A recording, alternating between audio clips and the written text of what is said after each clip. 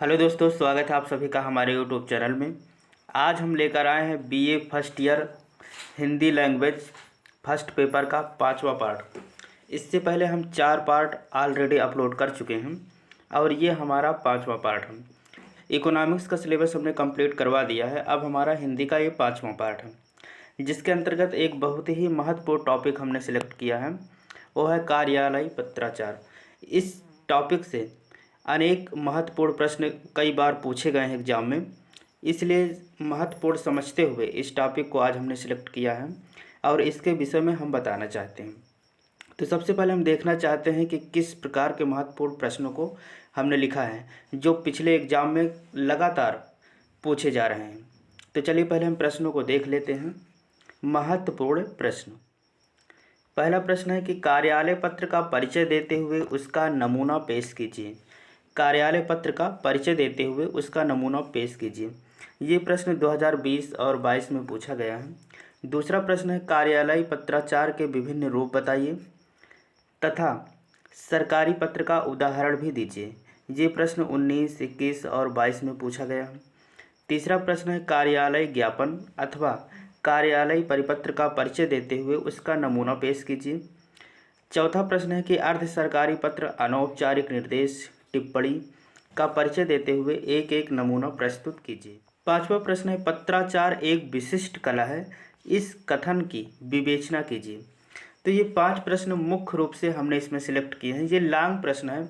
इन प्रश्नों के अंतर्गत कई शॉर्ट प्रश्न भी निकल कर आएंगे, तो उनको भी हमें अच्छे से समझना है, सीखना है। अगर हम ये दीर्घोत्तरीय प्रश्न अच्छे से याद कर लेते हैं, समझ लेते हैं, तो छोटे वाले प्रश्न तो अपने आप कर लेंगे। ये चैप्टर बीए के छात्रों के साथ साथ और भी क्षेत्रों में बहुत महत्वपूर्ण है, क्योंकि इसमें हम पत्रों का लिखना सीखेंगे। पत्राचार मतलब पत्रों का लिखना। अगर अन्य कंपटीशन की तैयारी करते हैं, तब भी अगर आप किसी विभाग में सिलेक्ट होते हैं तो वहाँ भी पत्र लिखने की कला होनी चाहिए। पत्र लिखना भी एक प्रकार का कला है। अपनी बात को दूसरों तक पहुँचाना हम पत्र के माध्यम से ही करते हैं। तो चलिए सबसे पहले हम डिस्कस करते हैं कि कार्यालय पत्र क्या है। कार्यालय पत्र, जिसे हम लोग सरकारी पत्र भी कहते हैं, तो सरकारी पत्राचार में कार्यालय पत्र का सर्वाधिक प्रयोग होता है। वे सभी पत्र जो किसी विभाग से भेजे जाते हैं और जो भारत सरकार के आदेशों या विचारों को अभिव्यक्त करते हैं, सरकारी पत्र कहलाते हैं। सरकारी पत्र का मतलब ऐसा पत्र जो किसी विभाग या सरकारी कार्यालय से भेजे जाते हैं, लेकिन उसमें सरकार के आदेशों या विचारों को ही अभिव्यक्त किया जाता है। इन पत्रों में स्पष्टता यह लिखना होता है कि वे सरकार के निर्देश से लिखे गए हैं।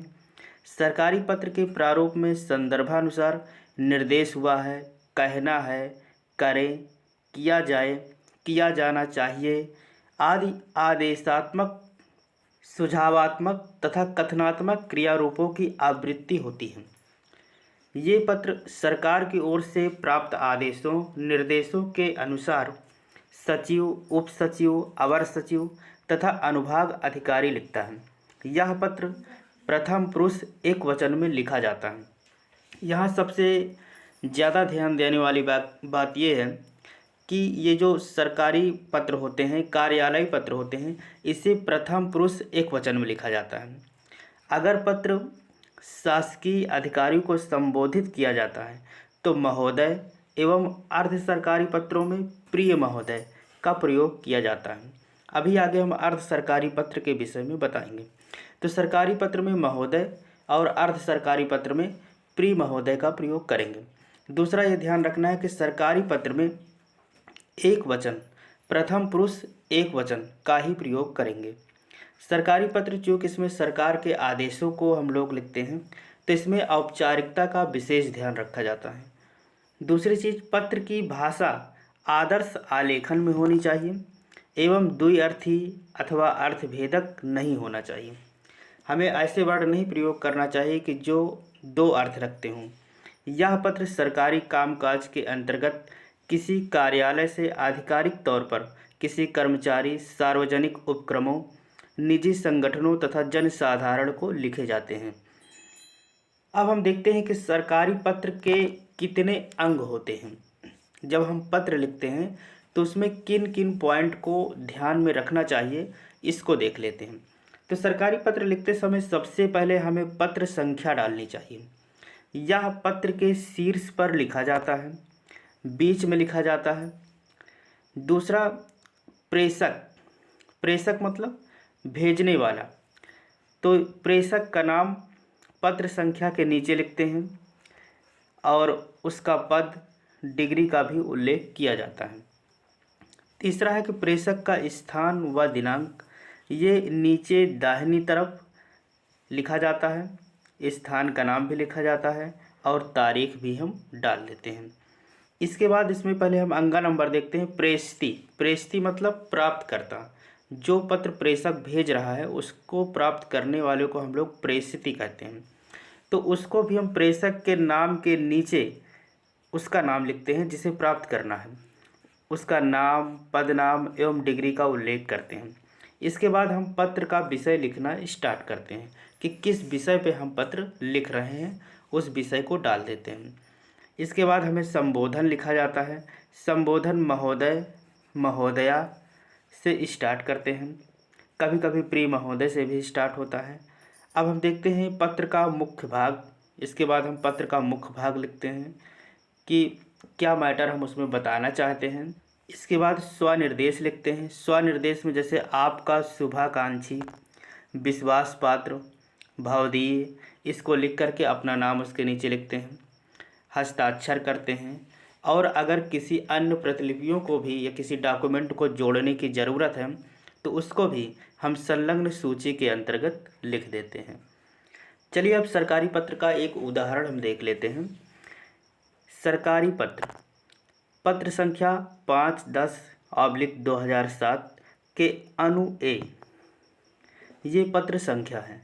प्रेषक का नाम है मिस्टर राम कुमार IAS, विशेष सचिव उत्तर प्रदेश शासन शिक्षा विभाग, ये प्रेषक का नाम है। बाद हम इसी के नीचे लिखेंगे प्रेषिती का नाम, सेवा में शिक्षा निदेशक उत्तर प्रदेश इलाहाबाद, ये प्रेषिती का नाम है जो प्राप्त करेगा। ये प्रेषक का नाम है जो भेज रहा है, अर्थात प्रेषक किसको भेज रहा है, शिक्षा निदेशक को पत्र भेज रहा है। इसका पता है कि लखनऊ, ये दिनांक डाला गया 24 नवंबर 2022। इसके बाद ये संबोधन है महोदय, मुझे यह सूचित करने का आदेश हुआ है कि भारत सरकार हिंदी भाषा एवं साहित्य के अध्ययन और अनुसंधान हेतु एक विशेष विभाग पंडित रविशंकर शुक्ल विश्वविद्यालय में स्थापित करना चाहती है। कृपया इसके लिए आज्ञा प्रदान करें। ये मैटर है कि मुझे सूचित करने का आदेश हुआ है कि भारत सरकार हिंदी भाषा एवं साहित्य के अध्ययन और अनुसंधान हेतु एक विशेष विभाग पंडित रविशंकर शुक्ल विश्वविद्यालय में स्थापित करना चाहती है। इसके लिए आज्ञा प्रदान करें। भावदीय राम कुमार, विशेष सचिव, और फिर यहाँ हम दिनांक डाल देंगे। अगर कोई प्रतिलिपि जोड़ना चाहते हैं तो उसको हम 1 2 3 इस क्रम में करके लिख देंगे कि कौन कौन सी प्रतिलिपियों को हमने भेजा है। इसके बाद हम देखते हैं पत्राचार के विविध प्रकार। जो पत्राचार है, जो पत्र भेजने का तरीका है, ये कितने प्रकार के होते हैं, कितने प्रकार से हम पत्राचार को अपना सकते हैं। ये 2 होते हैं विशेष रूप से, एक सरकारी पत्राचार और एक होता है गैर सरकारी पत्राचार। अब हम देखते हैं कि सरकारी पत्रों के प्रकार कितने होते हैं। तो पहला है सरकारी पत्र। यह पत्र सरकारी कामकाज के अंतर्गत किसी कार्यालय में आधिकारिक तौर पर किसी कर्मचारी, सार्वजनिक उपक्रमों, निजी संगठनों तथा जन साधारण को लिखे जाते हैं, और सरकारी पत्र का उदाहरण अभी हमने देखा है। इसके बाद हम देखते हैं अर्ध सरकारी पत्र। अर्ध सरकारी पत्र, अर्ध सरकारी पत्र का प्रयोग सामान्यतः सरकारी कर्मचारियों के आपसी पत्र व्यवहार में विचारों और सूचनाओं के आदान प्रदान या प्रेषण के लिए किया जाता है।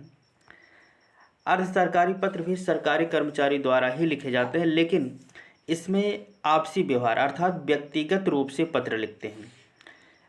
सूचनाओं या विचारों का आदान प्रदान व्यक्तिगत रूप से किया जाता है। इसका प्रयोग हम लोग उस समय भी करते हैं जब किसी अधिकारी का ध्यान व्यक्तिगत रूप से किसी मामले की ओर दिलाना आवश्यक हो। तो उसको हम क्या कहते हैं, अर्ध सरकारी पत्र। जैसे अब हम अर्ध सरकारी पत्र का एक उदाहरण देखते हैं। तो इसमें अर्ध सरकारी पत्र की क्रम संख्या दाईं ओर लिखते हैं, 151/00 गोरखपुर, जल आपूर्ति विभाग, नगर पालिका गाजीपुर, दिनांक 12 जनवरी 2016। इसके बाद हम प्रेषक का नाम यहाँ लिखेंगे, रमेश त्रिपाठी, अधिशासी अधिकारी आदरणीय त्रिपाठी जी। इस वर्ष के भयंकर सूखे की वजह से गाजीपुर प्रशासन जल एवं बिजली की आपूर्ति में काफ़ी कमी अनुभव कर रहा है। इससे आजीवन अस्त व्यस्त होने की संभावना है, जनजीवन अस्त व्यस्त होने की संभावना है। आपसे पिछले पत्र में जल एवं बिजली संबंधी आपूर्ति की कुछ सहायता मांगी गई थी, जिसके विषय में आपके विभाग से अब तक कोई आश्वासन ही नहीं मिला है। अतः आपसे आग्रह है कि उक्त सहायता प्रदान करने की शीघ्र अतिशीघ्र सूचना देकर कृतार्थ करें। फिर यहाँ हम प्रेषिती का नाम लिखते हैं, श्री रमाशंकर सिंह, अधिशासी अभियंता सिंचाई विभाग, उत्तर प्रदेश शासन, लखनऊ। तो इसमें प्रेषक का नाम ऊपर रहेगा लेकिन प्रेषिती का नाम नीचे रहता है, जबकि सरकारी पत्र में प्रेषक और उसके जस्ट नीचे प्रेषिती का भी नाम लिखा जाता है और बाकी सब ऐसे ही रहते हैं। बस थोड़ा ये भी ध्यान देना है कि उसमें जो क्रमांक होता है बीच में लिखा जाता है सरकारी पत्र में, लेकिन अर्ध सरकारी पत्र में दाईं ओर ऊपर लिखा जाता है। इसके बाद हम देखते हैं कि कार्यालय ज्ञापन क्या है। विभिन्न मंत्रालयों या कार्यालयों के बीच सूचनाओं का आदान प्रदान तथा पत्र व्यवहार कार्यालय ज्ञापन कहलाता है। विभिन्न कार्यालयों के बीच जो सूचनाओं का आपसी आदान प्रदान होता है उसे हम लोग कहते हैं कार्यालय ज्ञापन। जैसे एक कार्यालय कोई सूचना या कोई समाचार किसी दूसरे कार्यालय को देता है तो इसे कार्यालय ज्ञापन कहते हैं। इसे दफ्तरी यादी भी कहा जाता है। यह प्रायः अन्य पुरुष एक वचन में लिखा जाता है। अन्य पुरुष एक वचन, जैसे हमने देखा था कि सरकारी पत्र जो होते हैं वो प्रथम पुरुष एक वचन में लिखा जाता है, लेकिन ये जो कार्यालय ज्ञापन है ये अन्य पुरुष एक वचन में लिखे जाते हैं। पर कभी कभी प्रेषक के लिए उत्तम पुरुष का भी प्रयोग कर लिया जाता है। अब चलिए हम देख लेते हैं कि कार्यालय ज्ञापन का एक नमूना कि किस प्रकार से कार्यालय ज्ञापन दिया जाता है। इधर हम दाईं साइड में क्रम संख्या लिखेंगे, क्रम संख्या 11/9/2016 हिंदी। इधर हम प्रेषक का नाम लिखेंगे, प्रेषक का पता भारत सरकार गृह मंत्रालय, हिंदी प्रशिक्षण योजना नई दिल्ली। प्रेषक भी इसमें एक कार्यालय होता है और प्रेषित भी एक कार्यालय ही होता है। यहाँ अपना विषय लिखेंगे, किस विषय पर हम लोग लिख रहे हैं। हिंदी प्रशिक्षार्थियों को मुफ्त पाठ्य पुस्तक देना, हिंदी प्रशिक्षण प्राप्त कर रहे शासकीय कर्मचारियों को मुफ्त पाठ्य पुस्तकें देना। कार्यालय आदेश, यह निश्चित किया गया है कि अब से आगे किसी भी अवर वर्ग लिपिक, उपरिवर्ग लिपिक तथा सहायक को कार्यालय की कोई भी मिसिल किसी भी स्थिति में घर ले जाने की अनुमति नहीं दी जाएगी। सेवा में मंत्रालय के सभी अवर वर्ग एवं उपरिवर्ग लिपिक एवं सहायक। अमर जैन, उप सचिव, भारत सरकार। तो यहाँ भी वही चीज़ है, ऊपर प्रेषक प्रेषिती नीचे रहेगा। विषय लिखेंगे, अपना मैटर लिखेंगे, जो क्रम संख्या है क्रमांक है उसको दाएं साइड लिखते हैं। इसके बाद एक हेडिंग आती है परिपत्र। अक्सर 2 नंबर में या 3 नंबर में पूछा जाता है कि परिपत्र किसे कहते हैं, तो इसके विषय में समझते हैं। परिपत्र भी एक प्रकार का पत्र ही है जिसका प्रसार क्षेत्र अधिक व्यापक होता है। यह एक पत्र के रूप में हो सकता है, कार्यालय ज्ञापन के रूप में हो सकता है या पृष्ठांकन के रूप में भी हो सकता है, जैसी प्रसंग व अवसर की मांग हो। यह कई अधिकारियों को लगभग उसी एक रूप में संबोधित होता है, क्योंकि शासकीय पत्राचार में कई बार ऐसा होता है कि जब एक ही सूचना, आदेश या अनुदेश कार्यालयों अथवा कर्मचारियों को भेजना या मंगाना पड़ता है तो ऐसे समय परिपत्र का प्रयोग किया जाता है। परिपत्र का लेखक एक ही व्यक्ति होता है और विषय वस्तु एक ही होती है। परिपत्र में पत्र संख्या, मंत्रालय का नाम, पता और तारीख तथा प्रेषक या प्रेषिती सरकारी पत्रों की तरह ही लिखा जाता है। इसमें भी क्या होता है कि कार्यालयों के बीच ही या कर्मचारियों को अगर कुछ भेजना हो या कुछ मंगाना हो तो हम लोग परिपत्र लिखते हैं। चलिए परिपत्र का एक उदाहरण भी देख लेते हैं कि परिपत्र भी एक प्रकार का पत्र ही है। जिसका प्रसार क्षेत्र अधिक व्यापक होता है। यह एक पत्र के रूप में हो सकता है, कार्यालय ज्ञापन के रूप में हो सकता है, पृष्ठांकन के रूप में हो सकता है, या किसी प्रसंग के रूप में हो सकता है, जैसा अवसर की मांग हो उस हिसाब से। तो इसका एग्जाम्पल है कि जैसे हम पत्र संख्या डालेंगे, प्रेषक का नाम लिखेंगे, श्री भोलानाथ तिवारी IAS मुख्य सचिव उत्तर प्रदेश शासन। फिर यहाँ हम सेवा में किसको भेज रहे हैं, प्रेषती, समस्त मंडल आयुक्त, आबकारी आयुक्त, जिलाधिकारी। विषय हम यहाँ लिख देंगे शराब व्यवसाय में बिक्री की नई व्यवस्था। इसके बाद संबोधन के साथ हम अपनी बात रखेंगे, जैसे महोदय, मुझे कहने का निर्देश हुआ है कि राज्य सरकार ने शराब व्यवसाय में ठेकेदारी की प्रथा समाप्त करके उसके स्थान पर लाइसेंस पद्धति अपनाने का निर्णय किया है। नए वित्तीय वर्ष 2010-16 से देसी और विदेशी शराब की करीब 10,500 दुकानों को लाइसेंस पद्धति पर उठाया जाएगा। वार्षिक लाइसेंस शुल्क 2 लाख से 10 बीच में होगा। तो इस प्रकार जो भी मैटर है हम बीच में मैटर अपना लिख देंगे और लास्ट में अपना स्वनिर्देश लिख देंगे, जैसे भवदीय भोलानाथ तिवारी। इसके बाद एक बहुत ही महत्वपूर्ण हेडिंग जो अक्सर एग्जाम में पूछी जाती है कि पत्राचार एक विशिष्ट कला है, व्याख्या कीजिए। तो वास्तव में पत्राचार एक विशिष्ट कला ही है।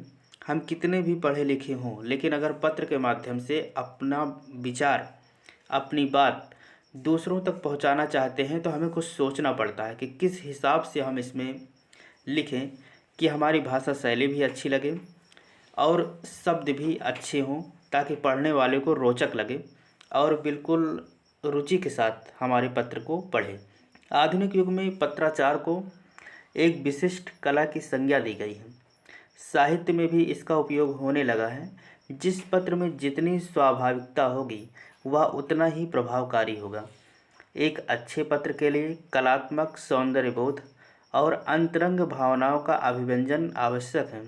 एक पत्र में केवल लेखक की भावनाएं ही नहीं होती, बल्कि उसका व्यक्तित्व भी उभरता है। इसमें लेखक का दृष्टिकोण, संस्कार, मानसिक स्थिति, आचरण इत्यादि सभी एक साथ झलकते हैं।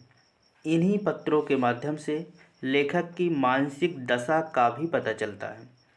पत्र के द्वारा लेखक अपने भावों को प्रकट करता है। कुछ मुख्य बातें निम्न हैं जो पाठकों को रुचिकर लगती हैं। तो हम देखते हैं कि पत्र में कौन सी मुख्य बातें हैं जिसे हमें अपनाना चाहिए। जैसे नवीनता और असामान्यता। नवीनता और असामान्यता।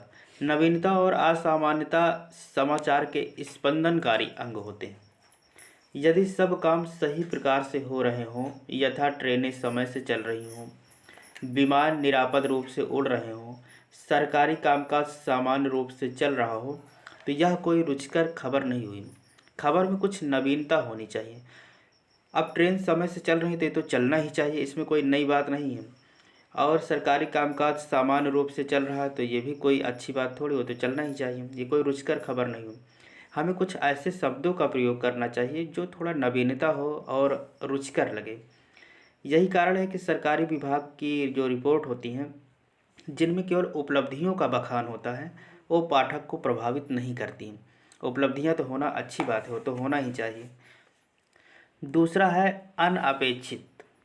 अनअपेक्षित मतलब किसी विमान का लापता हो जाना या किसी यात्री की गाड़ी को आंदोलनकारियों द्वारा सुनसान स्थान पर घंटों रोके रखना, ऐसी खबरें हैं जिनमें अनअपेक्षित का भाव मिला है, अर्थात इसकी अपेक्षा नहीं की गई थी फिर भी ऐसा हमें देखने को मिला। तो पाठक इन खबरों को काफ़ी समय तक याद रखता है, क्योंकि ये नई खबर है और प्रायः उस समय तक वो इनके ब्यौरों को पढ़ता रहता है जब तक इन घटनाओं के बारे में सारी स्थिति सामान्य नहीं हो जाती है। इसके बाद है आत्मीयता आकांक्षा। आत्मीयता आकांक्षा। पाठक उन पत्राचारों के साथ आत्मीयता का भाव महसूस करता है जो उसे खुद प्रभावित करते हैं। अब हम देखते हैं कि पत्र के विभिन्न अंग कौन कौन से। जैसे सत्यता। सत्यता का मतलब है कि पत्र में सत्यता का अंग अनिवार्य रूप से होना चाहिए, क्योंकि सत्यता पत्राचार का प्रथम अंग है। वह कल्पना की उड़ान न होकर घटित हुई कोई घटना होनी चाहिए जो कि पाठक के हृदय को स्पर्श करे। कोई सत्य घटना होनी चाहिए, केवल एक कल्पना नहीं होनी चाहिए। दूसरा, रोचकता। पाठक के मन को पकड़ने के लिए पत्र का रोचक होना जरूरी है। समाचार तभी सफल होता है जब वो पाठकों के मन को पूर्णतः बांधे रखे। पत्र लेखक को ऐसा ढंग निकालना चाहिए कि पाठक उसके पत्राचार में रुचि ले। नीरस और अरुचिकर पत्राचार को पाठक कभी नहीं पढ़ते। इसके बाद प्रवाहमयता। प्रवाहमयता मतलब फ्लेक्सिबिलिटी होनी चाहिए। पत्राचार या समाचार में कहानी की भांति प्रवाह का गुण होना चाहिए। जैसे कहानी हम एक प्रवाह के तरीके से पढ़ते हैं, पाठक पत्राचार में प्रथम वाक्य को पढ़ते ही उसके साथ बहना प्रारंभ करते, अर्थात उसके मन में जिज्ञासा हो कि अब अगली लाइन क्या आने वाली है। जैसे कहानी में ये होता है कि अब आगे क्या होने वाला, अब आगे क्या होने वाला, तो एक जिज्ञासा मन में उठती है। तो वैसा ही हमें पत्र भी लिखना चाहिए कि पाठक एक लाइन पढ़े तो उसके मन में जिज्ञासा हो कि अगली लाइन में क्या लिखा हुआ है। तो इसे कहते हैं प्रवाहमयता। पत्राचार का प्रवाह नदी के प्रवाह की भांति होना चाहिए। अगला है वस्तुनिष्ठता। वस्तुनिष्ठता का मतलब है कि जैसे अच्छे पत्र लेखन में वस्तुनिष्ठता होनी चाहिए। जब पत्राचार लेखक पत्राचार को लिखता है तो उसकी पसंद या नापसंद का स्पर्श नहीं आना चाहिए। इसके बाद 5वां पॉइंट है उपदेश का अभाव। पाठक अच्छे समाचार को पढ़ना चाहता है और उसकी प्रशंसा भी करता है, परंतु उसे भाषण और उपदेश से चिढ़ होती है। संवाद लेखक को गलत तथ्य नहीं लिखना चाहिए, हमें उपदेश नहीं देना चाहिए। जो बात है उसको सही तरीके से रखना चाहिए। 6वां है सरल भाषा का प्रयोग। पत्राचार लेखन करते समय लेखक को भाषा में प्रवीण होना चाहिए। उसकी भाषा में प्रवाह है तभी पत्राचार को स्पष्ट और आकर्षक रूप में प्रस्तुत कर पाएगा और पाठक भी रुचि के साथ इसे पढ़ेगा। तो उसको भाषा पर पूरी अच्छे से पकड़ होनी चाहिए और जो शब्द प्रयोग करे वो सरल भाषा के हों। अगला है आडंबरपूर्ण शैली से बचाव। पत्र लिखते समय लेखक को ध्यान रखना चाहिए कि जो आडंबरपूर्ण शैली है उससे बचना चाहिए। समाचार पत्र को न तो बड़े बड़े विद्वान पढ़ते हैं और न ही विषय विशेषज्ञ। एक साधारण लोग पढ़ते हैं जो केवल हिंदी पढ़ना जानते हैं या भाषा पढ़ना जानते हैं, वही पढ़ते हैं। तो इस हिसाब से हमें लिखना चाहिए कि इधर उधर की शैली ना उसमें प्रयोग करें, बस अच्छे तथ्य लिखें और सरल स्वाभाविक शैली लिखें ताकि सब आसानी से इसे पढ़ सकें। 8वां पॉइंट यह है कि तथ्यों की शुद्धता होनी चाहिए। समाचार लेखन करते समय केवल सुनी सुनाई बात को ही नहीं लिख देना चाहिए, बल्कि जो भी तथ्य हम लिखें उसका पहले पूरी तरीके से शुद्धता से जांच पड़ताल कर लें कि वो सही है या नहीं, तभी उसमें हम लिखें। यह नहीं कि किसी के मुख से हमने सुन लिया और पत्र में लिख दिया और बाद में पता चला कि ये जो हमने लिखा है गलत है, तो उस पत्र की विश्वसनीयता घट जाती है और फिर लोग उसे पढ़ना पसंद नहीं करते। इसलिए पहले हमें जांच पड़ताल कर लेना है, तभी उस समाचार को उसमें लिखना है। अगला पॉइंट है पथ प्रदर्शन। पत्राचार लेखक अपने पाठकों का मित्र ही नहीं होता, बल्कि उसका एक पथ प्रदर्शक होता है, एक गाइडर होता है। पाठकों का ज्ञान सीमित होता है, वह अपने पाठकों के ज्ञान में वृद्धि करता है पत्र के माध्यम से और भाषा के नए शब्द, मुहावरे, व्याकरण आदि देकर उनके सामान्य ज्ञान में वृद्धि के साथ साथ उसकी अभिव्यक्ति क्षमता को भी बढ़ाता है। इसके बाद हम देखते हैं कि प्रशासनिक पत्र और सामाजिक पत्र में क्या अंतर होता है। प्रशासनिक मतलब प्रशासनिक पत्र, सरकारी पत्र भी कह सकते हैं, और जो सामाजिक पत्र हैं उसमें क्या अंतर होता है। प्रशासनिक पत्र का मतलब ये होता है कि ये औपचारिक पत्राचार के अंतर्गत आते हैं, क्योंकि इसे हम सरकारी पत्र मान सकते हैं और सरकार के निर्देशों का पालन इसमें करना ही पड़ेगा, तो औपचारिकता को निभाना जरूरी है। तो प्रशासनिक पत्र औपचारिक होते हैं। यह पत्राचार उन लोगों के साथ किया जाता है जिनसे हमारा कोई निजी संबंध नहीं होता है। इसमें औपचारिकता और कथ्य संदेश ही मुख्य होता है।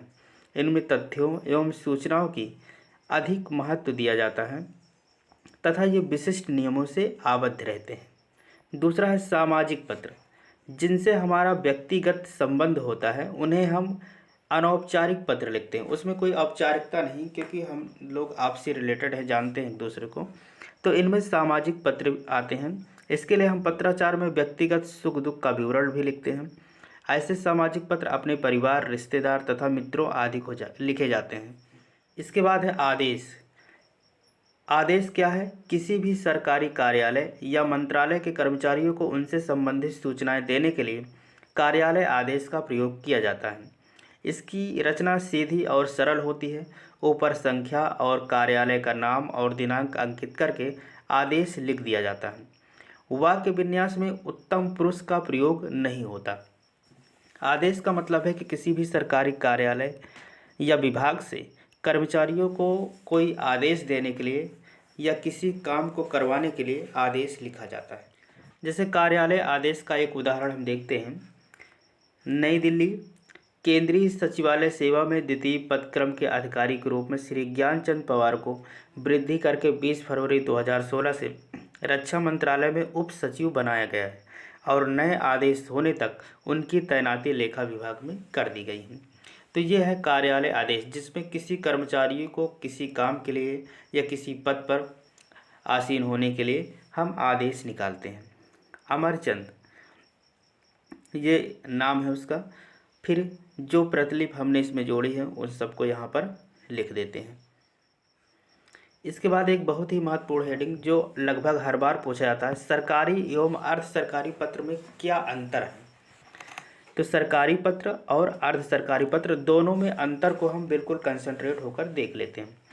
जो सरकारी पत्र होते हैं ये पत्र पूर्णतया शासकीय तथा औपचारिक होते हैं, और जो अर्ध सरकारी पत्र, क्योंकि हम जानते हैं कि अर्ध सरकारी पत्र भी सरकारी कर्मचारियों द्वारा लिखे जाते हैं, लेकिन ये व्यक्तिगत रूप से होते हैं, व्यक्तिगत रूप से लिखे जाते हैं। और जो सरकारी पत्र होते हैं उसमें सरकार के आदेशों का पालन करते हुए लिखा जाता है, केवल उसी के निर्देश लिखे जाते हैं। तो ये पत्र पूर्णतः शासकीय एवं औपचारिक होते हैं, जबकि अर्ध सरकारी पत्र व्यक्तिगत तथा शासकीय होते हैं। दूसरा, इन पत्रों में स्थान के नाम मुख्य रेखा से नीचे पत्रांक लिखा जाता है। जो सरकारी पत्र होते हैं उसमें जो पत्र क्रमांक लिखते हैं, स्थान का नाम लिखते हैं और मुख्य रेखा से नीचे लिखते हैं, जबकि अर्ध सरकारी पत्र में पत्रांक को बाईं ओर लिखा जाता है। तीसरा, ये पत्र मित्रवत रूप में नहीं लिखे जाते हैं, और अर्ध सरकारी पत्र में पत्र को हम मित्र भाव से लिखते हैं क्योंकि व्यक्तिगत रूप से लिखते हैं। चौथा पॉइंट है कि सरकारी पत्रों में प्रशंसात्मकता नहीं होती है, और अर्ध सरकारी पत्र में सामान्य रूप से ये पत्र आदर के साथ या सम्मान के साथ समाप्त होते हैं। पांचवा, ये पत्र कई अनुच्छेदों में विभक्त होता है। इन पत्रों को प्रायः एक ही अनुच्छेद में लिख डालते हैं। सरकारी पत्र में इन पत्रों को कोई भी ऐसा व्यक्ति खोल सकता है जो इसके लिए प्रतिनियुक्त किया गया हो, लेकिन अर्ध सरकारी पत्र केवल उसी व्यक्ति द्वारा खोले जाएंगे जिनको ये संबोधित किए गए हों। सरकारी पत्र में इन पत्रों के अंत में लेखक के हस्ताक्षर व पद का नाम होता है, जबकि अर्ध सरकारी पत्र में हस्ताक्षर तो होते हैं लेकिन पद का नाम कभी नहीं लिखा जाता। ये चीज़ हमें ध्यान रखना है कि सरकारी पत्र में लेखक के हस्ताक्षर और पद का नाम होता है, जबकि अर्ध सरकारी पत्र में नाम होता है लेकिन पद नहीं लिखते हैं। सरकारी पत्र गोपनीय नहीं होते और जबकि अर्ध सरकारी पत्र गोपनीय हो सकते हैं। इसके बाद एक प्रश्न जो अक्सर पूछा जाता है, अनुस्मारक किसे कहते हैं? अनुस्मारक को स्मरण पत्र भी कहा जाता है। जब किसी पत्र, कार्यालय ज्ञापन, अर्ध सरकारी पत्र आदि का उत्तर संबंधित कार्यालय या व्यक्ति विशेष द्वारा समय पर नहीं भेजा जाता, तो उस स्थिति में उसे स्मरण कराने के लिए अनुस्मारक भेजा जाता है। अनुस्मारक का मतलब है कि पुनः उसे स्मरण दिलाना। जब किसी कार्यालय ज्ञापन, अर्ध सरकारी पत्र आदि का उत्तर उस कार्यालय से या व्यक्ति विशेष द्वारा समय पर नहीं दिया जाता, तो हम लोग उसे पुनः याद दिलाने के लिए पत्र भेजते हैं, तो उसे ही अनुस्मारक कहा जाता है। अनुस्मारक का उत्तर न आने पर इसे पुनः 1 या 2 बार भेजते हैं। तो हम जान गए कि अनुस्मारक का मतलब है कि अगर किसी कार्यालय या व्यक्ति विशेष द्वारा किसी बात का जवाब नहीं आता है, तो उसे पुनः याद दिलाने के लिए जो पत्र भेजा जाता है उसे अनुस्मारक कहते हैं। अनुस्मारक पत्र के साथ मूल पत्र के दिनांक, क्रमांक आदि के अतिरिक्त अनुस्मारक पत्र की संख्या और लिख देते हैं। मतलब मूल पत्र का दिनांक लिखते हैं कि हमने कब भेजा था, क्रमांक भी लिख देते हैं कि किस क्रमांक का पत्र भेजा था।